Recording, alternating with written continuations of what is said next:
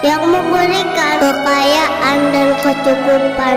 Al-Quran Surat An-Najm ayat 48. Pada suatu hari yang cerah di sebuah hutan yang asri, di dalam hutan tersebut banyak ditumbuhi berbagai jenis pepohonan dengan buah-buahan yang manis, sehingga banyak hewan yang senang tinggal di hutan tersebut. Dari hewan-hewan yang besar seperti gajah, rusa, serigala, domba, sapi, bahkan hewan-hewan serangga lainnya juga ada di hutan tersebut. Setiap hari mereka akan saling berinteraksi satu sama lain, bermain, bercanda, dan memiliki kehidupan yang sangat damai.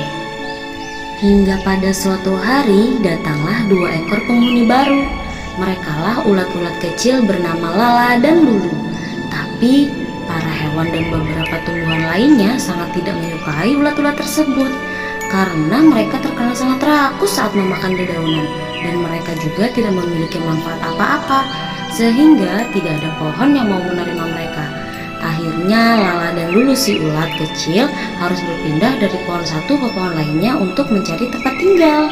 Wahai pohon apel, bolehkah kami tinggal di batangmu? Kalian tak boleh tinggal di batangku. Kalian tidak akan berikan manfaat apapun untukku. Tapi kami akan membalas kebaikanmu, wahai pohon apel.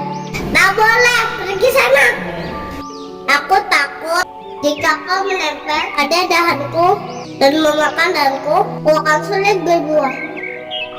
Akhirnya dengan sedih mereka pun pergi mencari pohon lainnya yang mau menerima mereka. Tapi jawaban tiap pohon yang ditemuinya tetap tidak ada yang mau menerima mereka. Hingga pada akhirnya mereka sampai di padang rumput yang banyak ditumbuhi bunga matahari. Tenanglah wahai Lala, aku yakin jika kita terus berusaha dan berdoa, Allah pasti akan memberikan kita tempat tinggal dan makanan yang cukup. Baiklah, mari kita berdoa dan memohon kepada Allah agar diberi makan dan tempat berlindung.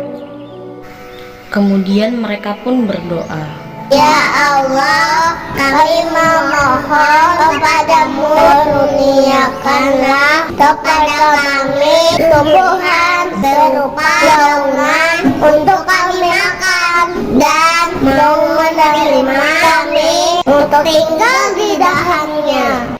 bunga matahari kasihan mendengar tangisan ulat-ulat itu, dan bunga matahari menawarkan dirinya untuk ditempati oleh ulat-ulat kecil itu. Wahai ulat kecil, jangan menangis. Kau bisa tinggal di dahanku dan memakan daun-daunku.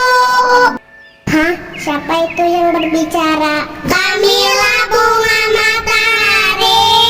Walaupun batangku tidak besar dan tidak memiliki buah, kami bisa memberi daun-daun untuk kalian.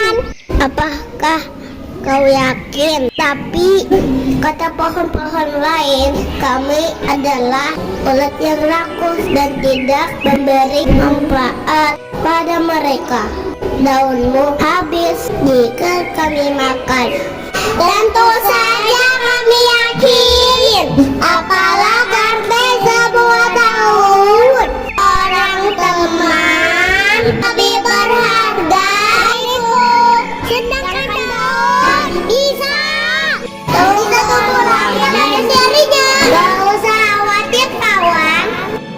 Lala dan Lulu si ulat sangat senang mendengar jawaban dari bunga matahari. Dan mulai saat itu, Lala dan Lulu dan bunga matahari menjadi sahabat yang baik. Tiap hari mereka bercanda dan bercerita tentang banyak hal.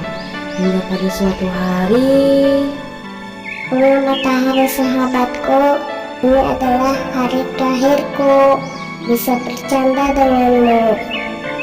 mendengar perkataan sahabatnya itu, bunga matahari pun terkejut. Memangnya engkau kemana, wahai sahabatku? Apakah kau mau pergi meninggalkan aku? Tidak sahabatku, kami akan tetap di sini dan berada di batangmu. Tapi mulai besok, puasa di dalam kepompong.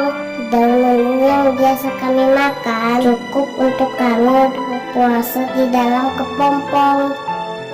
Baiklah sahabatku, aku akan menjaga kepompong kalian yang menempel pada batangku. Akhirnya, mulailah Lala dan Lulu si ulat membuat rumahnya yaitu kepompong dan mulai berpuasa. Dia membungkus diri dalam balutan benang-benang yang membentuk sebuah kantung kepompong. Sudah berhari-hari bunga matahari merawat dan menunggu teman baiknya itu terbangun dari tidurnya. Dia melindunginya dari panas, angin, dan juga hujan. Dan akhirnya tibalah waktu di mana Lala dan Lulu si ulat bangun dari tidur panjangnya. Tapi betapa terkejutnya bunga matahari karena yang dia lihat bukanlah Lala dan Lulu sahabatnya yang keluar dari kantung itu, melainkan makhluk indah bersayap dan sangat cantik. Siapa kau? Di mana ulat sahabatku? Kamilah ulat sahabatmu kawan. Setelah kami berpuasa dan tidur di dalam kepompong, kami akan berubah jadi kupu-kupu. Dan sekarang saatnya membalas kebaikanmu dengan membentuk penyerbukan pada bunga mataharimu yang indah. Mendengar penjelasan dari si ulat yang kini menjadi kupu-kupu, bunga matahari sangat gembira. Ternyata sahabatnya itu memiliki kemampuan yang aneh dan luar biasa. Sebuah kemampuan yang tidak dimiliki oleh hewan lainnya. Dan mulai saat itu, persahabatan mereka menjadi semakin akrab. Dan persahabatan itu berlanjut hingga sekarang.